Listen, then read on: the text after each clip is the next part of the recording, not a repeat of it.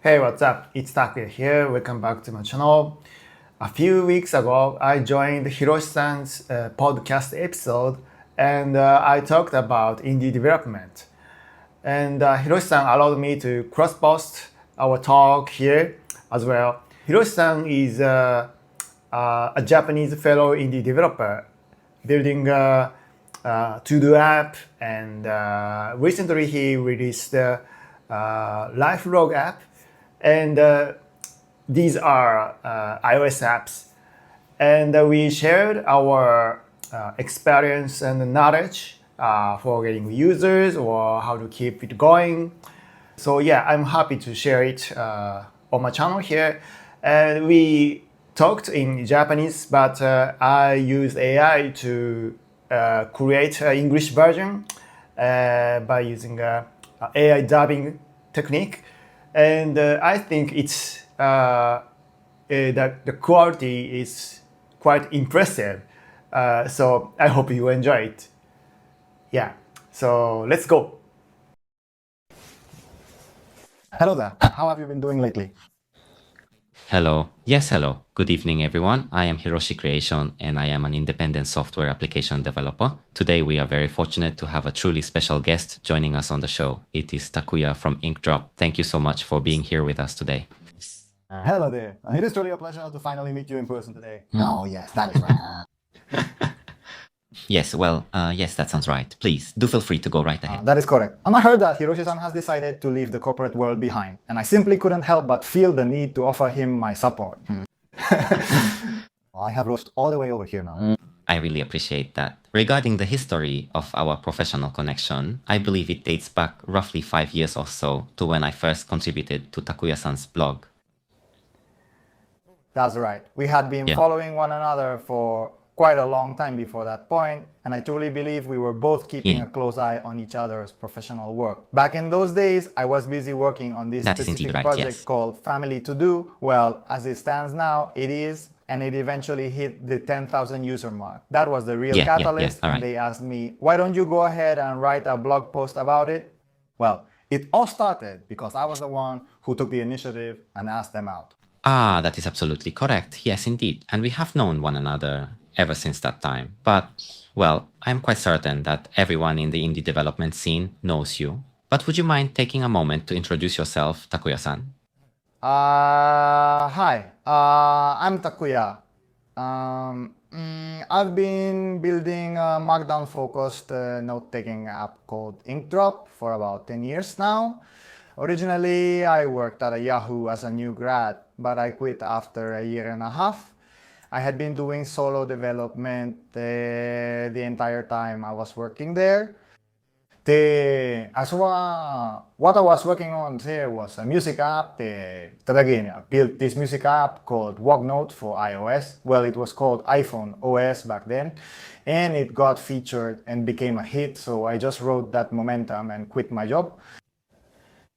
So I found myself thinking, I am absolutely going to make a full-time living off of this mobile application. And fueled by that kind of intense drive, I just jumped right into it without giving it a single second thought. In the end, Walknote ultimately failed to monetize, but I did manage to successfully gather around 130,000 users. Amazing. It was actually doing quite well, hitting the top of the rankings a few times, but I hadn't really thought through the monetization strategy, so it didn't work out. I eventually decided to just give up on the whole thing. After that, I went ahead and built a whole bunch of different things, but they all ended up failing. Eventually, I decided to simply create a note-taking application because I wanted a much better experience. That is precisely how I got started, and that is exactly what Inkdrop has become today. Oh, I think I see what you are getting at now. Actually had plenty of failures before that point in time. So it's not like I just built Inkdrop and it turned into an overnight success. Yeah. I suppose you're right about that. I mean, that's the whole point, isn't it? Most people only notice the successful apps, the bright side of it all. But you built quite a few others before that, didn't you? When it comes to personal projects now, yes, certainly. I've been doing them since high school. No, maybe even middle school. And basically, ever since I started programming, I've been working on personal projects. So my years of programming experience are basically my years of personal project experience. Now, that's how it is. Yeah. Wow, you're a seasoned veteran. So exactly how many years have you been using Inkdrop? Would you say over 10 years? Exactly 10 full years have now gone by. This year marks the official anniversary. Congratulations. That's amazing. Thanks to your support, we are still able to keep going. Yes, I am looking forward to having a meaningful conversation with someone as experienced as you are today. Thank you very much. How many years has Mint been around? Well, you see, Mint is going to be celebrating its 7th anniversary in just about a month's time from this very day. Well, that's amazing. 7 years is really impressive, isn't it? Once you've been at it for over 5 years, you're basically a veteran, aren't you? You are absolutely right about that. 7 years is really quite a significant amount of time. 7 years is a long time. In my own personal case, I was quite late in finally deciding to go out on my own and become independent. I spent 6.5 years managing it as a side hustle while working full-time, and because of that, my progress has been at a snail's pace. I suppose it really all boils down to the question of whether you can actually monetize your work or manage to make a decent living from it, don't you agree? Is that the critical crossroads where you finally decide whether you are truly ready to take the big plunge? True. I am genuinely curious. What are your own personal thoughts on that? Well, I suppose I mean to say that there are some individuals who choose to take out significant loans from various financial institutions, and they just decide to dive right into the deep end. Perhaps Takuya-san was actually like that when he first started out as well, but in my own personal case, I tend to be a rather cautious person. So I made the decision to wait until I had achieved a steady stream of sales before I finally went independent. Because of that, it ended up taking quite a while, 6.5 years. No, honestly, I think it's perfectly fine. Even so, I really wasn't thinking clearly at the time. It was nothing more than a bit of youthful impulse. After I finally quit, my friends called me up just to see if I was doing okay. I certainly wouldn't recommend it to anyone, not at all. Yeah. Wow, that is truly amazing. You know, the primary reason that we were actually able to survive through those difficult times back then was largely due to the fact that the specific application I mentioned to you earlier, known as Walknote, really served as a very solid and reliable track record for us to build upon. Yeah, and honestly, the entire iPhone market was just absolutely booming back in those days. Yeah. Back then, you know, Facebook was on such a roll, and there was this vibe where everyone wanted to be the next Mark Zuckerberg. In the middle of all that, word got out that there was someone who could build high-quality iPhone apps. So through word of mouth, well, not exactly word of mouth, but through friends, they introduced me. Then I started getting work from startups I knew. And even some larger companies offered me design projects. Man, those connections really made a difference there. So I'd say personal development played a huge role in opening doors for my freelance career. But if you happen to look at the situation from that particular perspective, it isn't exactly what you would call direct monetization, at least not in the strictest sense of the term. But my various personal projects were a truly huge help as a reliable way to generate some additional income. Yeah, I suppose that is actually I see what you mean. Well, it is certainly true that back in those days, there were not many people who were capable of building iPhone applications, were there? Yeah, I suppose that is probably true. They really true. did find the entire situation to be rather unusual. So the animation and everything were really well done. How do you do that? People would even ask me that. It's like that, definitely. So even if you quit on impulse, if the quality of your app is high, it'll lead to work. So you don't have to worry about starving. You don't necessarily have to obsess over monetizing the app itself just to make a living. When you're debating whether to quit, one option is to keep going while scraping by as a freelancer. Yeah, you're right. It's definitely not just an all or nothing situation. I mean, if my personal app doesn't really take off, I can always just pick up some freelance work. Or if it comes down to that, I can just go back to being a regular employee, a standard corporate engineer. When you really stop and think about it that way, there's honestly no risk involved at all. Yeah, that's true. I've already got the skills. So that's enough. Well, that is indeed quite true. This Mint already serves as a calling card, right? Honestly, even if I couldn't make a living from this, everyone already knows I can create things like this.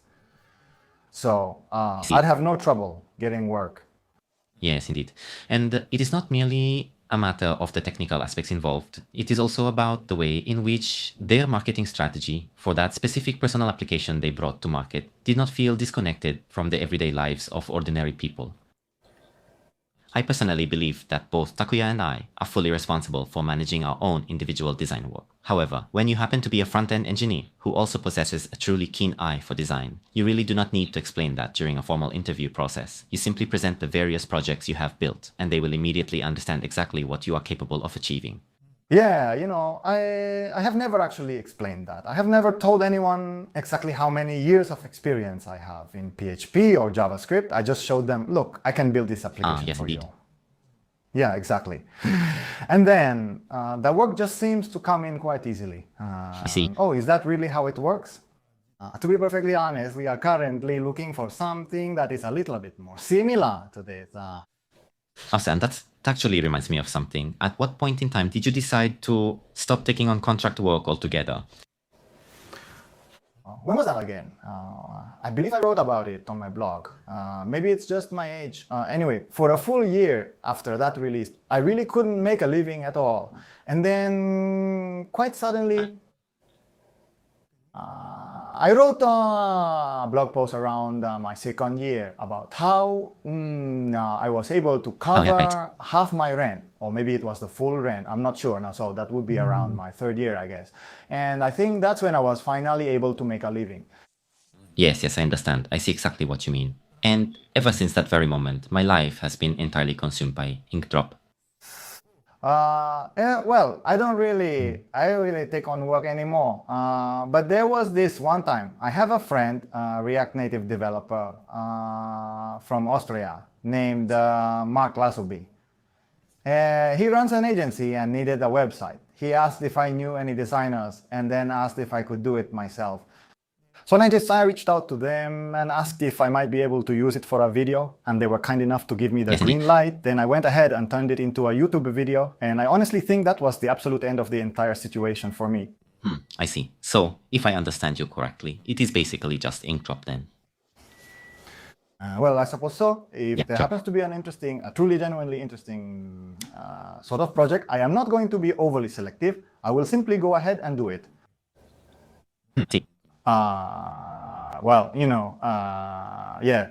it was my first time taking on an overseas project with an Austrian company, which was interesting. And the fact that I could use it as video content made it even more interesting. Yeah, that works. Plus it pays. It checked all the boxes, so I took it.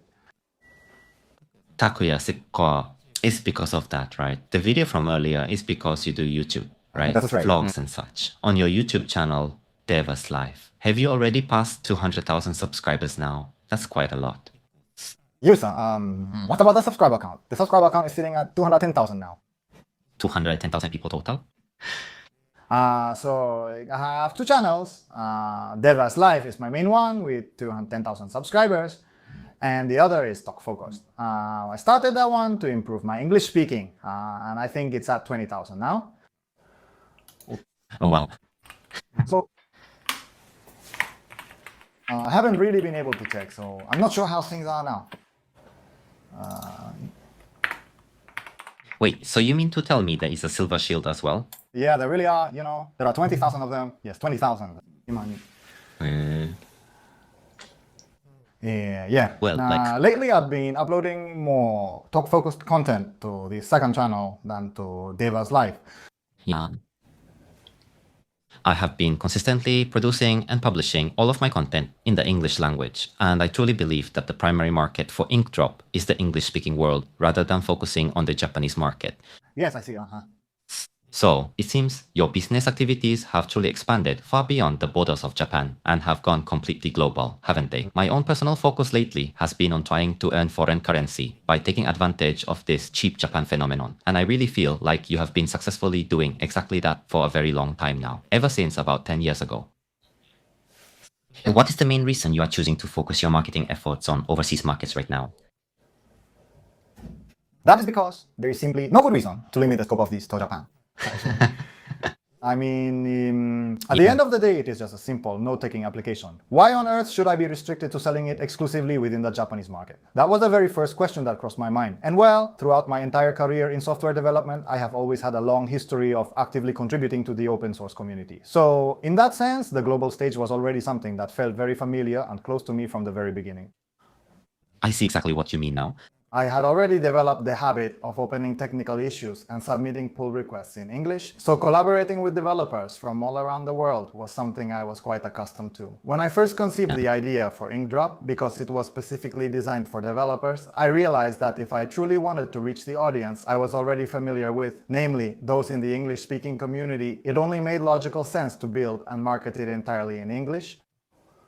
It really just happened quite naturally. I mean, it is obvious that the Japanese economy is going to shrink over the next 10 or 20 years. But rather than, how should I put this, just dwelling on that, it is more like,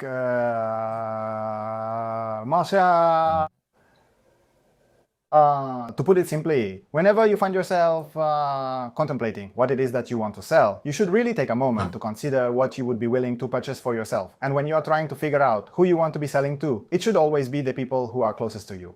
Thought about people who are like me and whom I can easily understand, the English-speaking developers around me, and that line of thinking led me to decide to create it in English. See, I see. So it was natural then. Rather than trying hard to target the English-speaking world, it was just a natural part of open source activity, or rather, a natural progression. Exactly.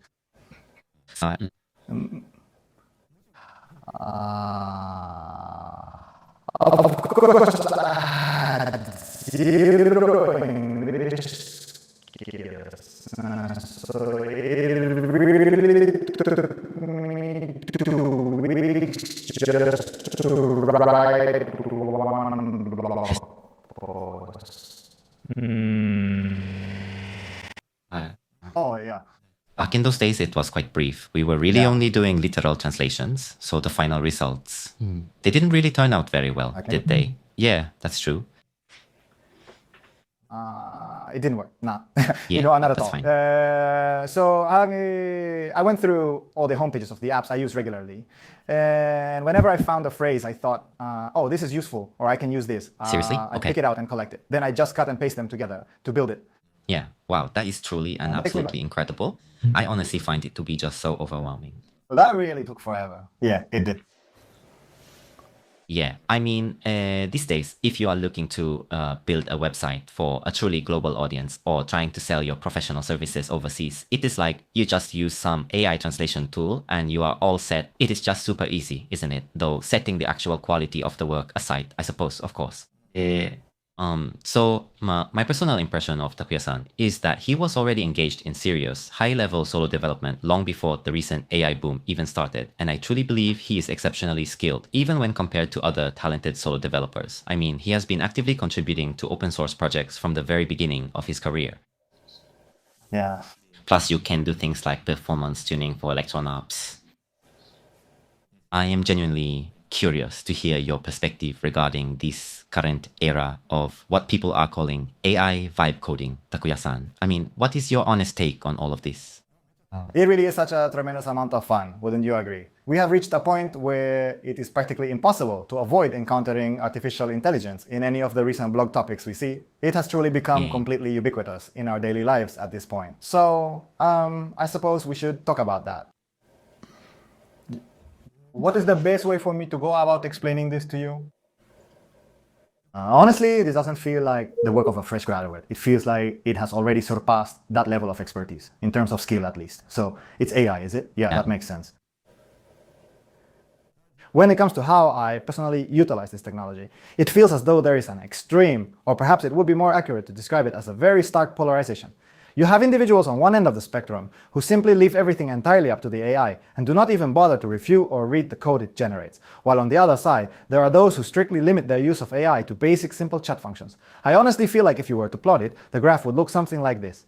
So I find myself positioned somewhere in the middle of the spectrum. I make it a point to carefully review every single line of code that the AI generates for me, and I only commit those changes to the repository once I have personally given them the final green light. Well, the thing is, I simply cannot just push irresponsible, untested code into a product that already has actual paying users who rely on us. To ensure that I can take full and complete responsibility for everything we release to the public, I make it a point to personally review every single line of code myself. So for now, we are not using it in a way where we run, say, 10 or 20 agents to churn out all sorts of things at breakneck speed. Yeah. I always make sure to check them all one by one. Yeah, that is right. I completely understand where you're coming from and exactly what you mean. I've been spending a lot of time lately on my new Sure. project, and since there are no users on the system at this stage, I can implement as many drastic breaking changes as I want without any real consequences. Back when I was actively working on the main project, there were already thousands, perhaps even 10,000 lines of code that either I or other human developers had written. And because we had existing users relying on the platform, I really couldn't afford to cut any corners on even a single line of that code. However, for this new project I'm working on now, I'm having artificial intelligence write about 90% of the entire thing. Yeah. Well, I'll do the review for you, but it is essentially semi-autonomous, operating at roughly 70% autonomy. I would say yes. Oh, I see what you are getting at. I completely understand where you are coming from. When you have personally built a service from the ground up and you have already established a base of users, you simply do not feel comfortable leaving the entire operation up to artificial intelligence just yet. I really Yes, I do see suppose your that point. is actually quite true indeed. When you are in the process of building something entirely from the ground up and you have artificial intelligence write it for you, the actual cost of the writing process is basically zero. So I can certainly see how you would be able to implement those breaking changes without even giving it a single second thought. Yeah, Yes, that's right. For instance, if you were to decide to build a new web page, perhaps a landing page, I would certainly make use of artificial intelligence. However, during the trial and error phase of the project, I suspect I'd end up discarding my code left and right over and over again. yes, that is actually quite right. Yeah, I think the approach will be to run through the PDC cycle at a breakneck pace, over and over, gradually refining it into its final form. It's a lot like AI image generation. When you're using AI to build a website, having it generate the whole thing from start to finish, then saying, I don't like this part or this, and just hitting regenerate over and over. I mean, it's a lot like image generation, isn't it? Yeah, I suppose that's true. If you look back at how things used to be, and only those demanding autocratic clients were able to pull that off, but nowadays it really feels like you can manage to achieve that on a much more individual level. That is simply the way things are now. Yeah. I guess it feels like everyone is still not quite sure if that is the right way to go about doing it. Yeah, I have to say that what you're saying is absolutely and entirely true. So when it all comes down to it, if you truly want to focus your attention on every one of those fine details, you'll find that this approach has its inherent limitations. Much like I mentioned in a post on my blog, there is this prevailing idea that artificial intelligence is quite similar to a high-speed bullet train. To put it simply, it can transport you from Osaka all the way to Tokyo at an absolutely incredible speed. But yes, that is so. Specifically, if you want to go to a place like Asakusa, or if you want to revisit a park in Hikarigaoka, where you used to live, you'll have to switch to local trains, or maybe take a taxi or a bus. You really have to be prepared to switch between different modes of transport. When you want me to get into the nitty-gritty, like wanting to go to a specific place or do something specific, now there's a limit to what you can leave to AI. It's like traveling from Osaka to Tokyo. No? The scenery just blurs by at such high speed that you completely lose sight of the journey itself. That's true. I think that's why my head feels so foggy when I use it. But actually, I've arrived in Tokyo. I'm at Shinagawa. Once I figure out how to get from there, suddenly I can see the scenery, and I start noticing the buildings. Like, oh, they built something new here, and I can pick up on those kinds of changes. Yeah. So the specific way that I am currently utilizing artificial intelligence at Inkdrop is primarily for tasks at a very tangible, practical, everyday level. For instance, figuring out exactly which bus or taxi I should take, or perhaps identifying which specific buildings have been recently rebuilt. That is the precise level of granularity that I am working in. Of course. That's about it. Sure. The website too. For websites too, first you try traveling around by Shinkansen, then by plane, and you realize, this design style doesn't really work for me. And you just kind of explore different things like German style, Austrian style, just going around to all these different places. Now, if something really starts to click for you, you would then want to get much more specific from that point on. For instance, saying something like, all right, for this particular building, I need you to accurately reproduce that exact window style, or perhaps something along those general lines. I honestly believe that is exactly how you would go about providing those kinds of detailed instructions. Oh, yes, that is true. You are right about that. I understand that feeling where your mind just starts to drift away and zone out. I truly do know what you mean. I mean, I find it impossible to keep pace with all of this reading. The speed is simply too fast. It is impossible for a human to keep up with it, not even remotely. Yeah, it really is. Makes you not want to read, right? Yeah, it really just makes you lose the will to even read through it. Yeah, it's true. So when it comes to instructions, for example, something like change the shape and the color of the clock that you see right here, if you provide instructions to the AI in those specific kinds of chunks, much like how Takuya-san is likely doing it, it can process it line by line and say, oh, this color doesn't work, and you can actually do that.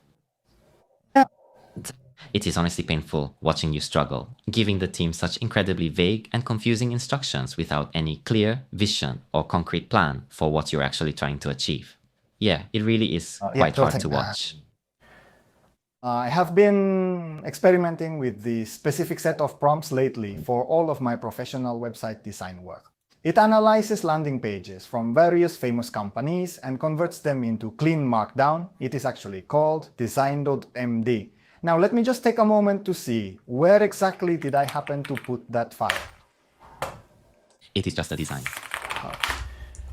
Please just wait a single moment while I take a closer look at this. Now, which specific one was it that we were actually looking for? Could it possibly be this one right here? It is a specific file that is officially titled awesomedesign.md. I have just gone ahead and sent the link over to you in the chat. Oh, tell me, are you finally able to see it on your screen now? Yes.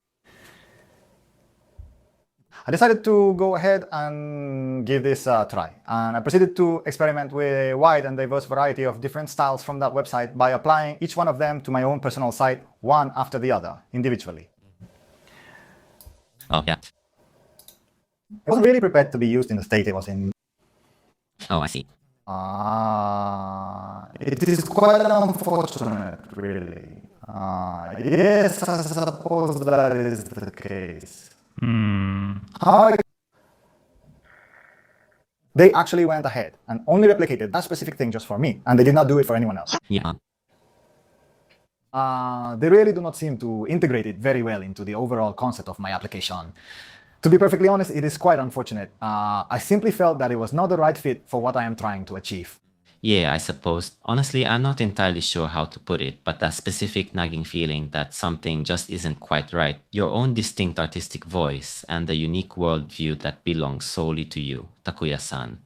Whether it's Inkdrop, your daily blog, or your illustrations, I truly feel that this kind of sensibility is becoming increasingly vital in this current age of artificial intelligence. Otherwise, you simply wouldn't be in a position to make a proper judgment. I honestly don't believe you can truly distinguish whether a design is genuinely excellent or if it is merely lacking that essential final touch, unless you have spent the time to sharpen your own personal sensibilities. If you choose to rely solely on AI-generated output, I fear you will inevitably end up with a collection of designs and applications that all look exactly the same. As you continue refining your sensibilities and unique perspective, I am curious, have you been exploring anything lately that exists entirely outside the realm of AI or the digital world? Right.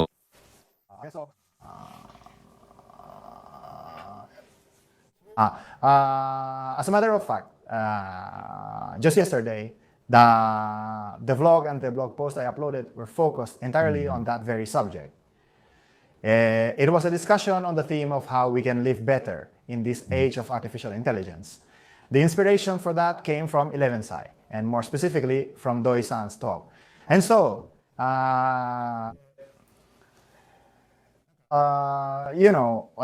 whenever you find yourself browsing the internet, you just end up getting completely buried under endless algorithms. Even when you decide to open up Twitter or X, you're immediately flooded with so much pointless drama and gossip. And you always end up getting totally distracted by it all. Basically, if you were to compare that to your daily food, it's just like those artificial additives, the kind of things you could perfectly well live without. The first fundamental point is to keep stripping away all those extraneous things, leaving behind only what is truly essential for our existence, while simultaneously maintaining a steady, balanced, and healthy rhythm throughout our daily lives. The second point focuses on the vital importance of deeply valuing those organic connections and genuine creative ideas and random things like when a staff member at a cafe I frequent strikes up a conversation and it just makes me feel all warm and fuzzy. Those kinds of moments, or I really value those special human connections that aren't forced or engineered. Like the casual small talk I share with mom friends I see every morning, or playing for a bit with the neighborhood kids I often run into at the local park.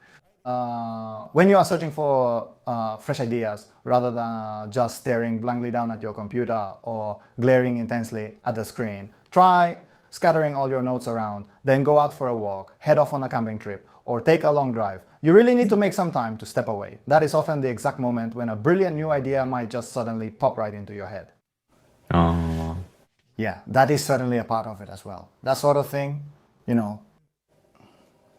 How exactly should I phrase this, I wonder? And I am also finding myself enjoying the rapid pace of technological change, much like the natural, rhythmic changing of the seasons.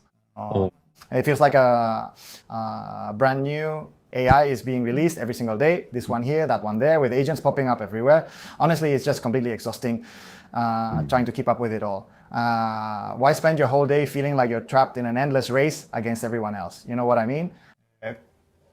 Like, it's spring, so the cherry blossoms are beautiful. What else?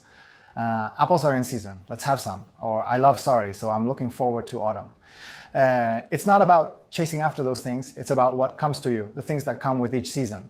How should I put it? Appreciating them, enjoying them, and receiving them with gratitude. If you choose to approach technology with that specific mindset, you will find that you can finally just relax. You simply take in only what you truly need, exactly when you need it, absorb it fully, and then allow it to develop at its own natural speed. I honestly believe that is a very healthy and sustainable way to maintain your own personal pace. Yeah, I really do. It is much better than just constantly chasing after every single new trend that comes along. If there happens to be a genuine opportunity to engage with things through those kinds of organic connections, I think it is perfectly fine to just take them all in. If I continue moving forward at that steady, consistent pace, I believe that unique and original ideas will naturally come to me in time. Chasing after every single fleeting trend just isn't the right way to go about doing things anymore. It is just like being part of the herd. You will never be able to be unique as long as you are busy chasing after those passing trends. Oh, I just heard something that was truly great. Yeah, it really was. Look, now, honestly, I am just following the crowd and copying exactly what everyone else is already doing, so there really isn't any room left for me to show any kind of uniqueness there. If that is truly the case, then I really need to find a way to do something completely different. I find that I just cannot come up with any fresh video formats, and I also struggle to write articles that offer a unique perspective either. Yeah, that's right. There is simply no one else currently sharing a way of life for this new AI era that is based on the 11th in English. At the very least, I honestly think that makes this entire approach something truly unique. As a matter of fact, I happened to read that particular blog post yesterday as well. I mean, to be perfectly honest, I really didn't think there was any possible way that a simple bowl of miso soup could be connected to artificial intelligence, but it actually was. And it was at that very moment that I finally realized just how incredibly profound and deep Yoshiharu Doi's book truly is and how much it has to offer. That is precisely the case. It is not merely a simple collection of recipes or suggestions. Rather, it delves quite deeply into the very heart and roots of Japan. It is a truly profound and insightful book, and I am very glad that I took the time to read it. Right, so you see, miso isn't just some simple additive. It is actually something that has been naturally aged or fermented over a long period of time. So what you are really saying is that we should clearly distinguish between things that possess that kind of genuine depth and those superficial additives like fleeting trends or random ex-posts. Well, you don't necessarily have to go ahead and cut it out of your life completely. There really is no need to force yourself to just get rid of it all at once. But if you happen to have something in your life that you never seem to get tired of, like the miso soup or the rice that you eat every single day, it becomes your anchor and it really keeps you grounded. Just like playing the guitar every single day or maybe playing the drums, for instance. For me, playing the drums is an absolutely incredible experience. It's like, yeah, it helps me to completely reset my mind, or at the very least, that is the specific feeling I get. And yeah, that might seem entirely unrelated to the world of solo development, but I think it is a really important part of my creative process. Oh, I see. Yeah. I mean, when you look at it, the whole tech scene is actually pretty insular, don't you think? It is closed, yes. I don't mean to be rude, but how should I put this? There are a lot of people who are quite similar in Taiwan there. Yeah, it's highly homogeneous, isn't it? Yeah. Exactly. So I find it hard to join the conversation. I can't really fit in, and it's tough to be part of that circle. For me, well, it's been like this since I was a student, but I have this personality where I just feel anxious whenever I'm in a fixed group. Yeah. You know, the tech industry and the English-speaking world are essentially one and the same. Whenever I spend time hanging out with the same group of people, I suddenly snap back to reality and start questioning myself, thinking, is this really okay for me? No, I seem to have this peculiar trait where I just can't seem to truly belong anywhere for very long. I suppose that's perfectly fine though. That sounds like a good idea. Yeah, I guess so. On the other hand, I find myself haunted by a deep sense of loneliness. Well, how exactly should I phrase this? I think that not always hanging out with the exact same type of people is one of the main things that really makes you so unique. Yeah, I think so. Yeah, that's so important. You know, Shosan mentioned something similar last time. Like, there's no point in doing the same thing as everyone else, right? So he talked about intentionally stepping outside of that community and going somewhere else. Shosan was doing that Ugiri thing, and he was talking about that. It's really interesting. That is honestly just so funny. That is It really okay. is just Yeah, hilarious. it's true. Yeah, I mean it. I really do love people like that. Yeah, that's true. Actually, I've been noticing it in Takuya-san's posts quite a bit lately as well. Even with international audiences, whenever you upload to Live as Live or its sub-channel, you get comments popping up asking, why aren't you using OpenCron, and other similar remarks. And it was actually quite interesting to see that this dynamic exists overseas too, where people are already in the top 0.x% just by using cloud code or AI agents. Yet they're still competing to one-up each other for that top 0.x%. There's a whole lot. Yeah, so The individuals who make comments of that nature are typically just anonymous accounts, people who clearly lack a sense of self-confidence. It's as if because they use VS Code, they are simply trying to reassure themselves that they have made the correct choice, so they lash out at those who do not use it just to validate their own personal decision. You can honestly just choose to ignore every single one of them. It is still just a little bit annoying though. it's honestly absolutely stifling in there. It felt like living in a small, suffocating village. I realized that if you're trapped in that environment, you can't let yourself be swayed by what others say. Yeah, you really that's can't. precisely the situation we are dealing with. I mean, there is really no need to put other people down, just to try and validate what you are doing.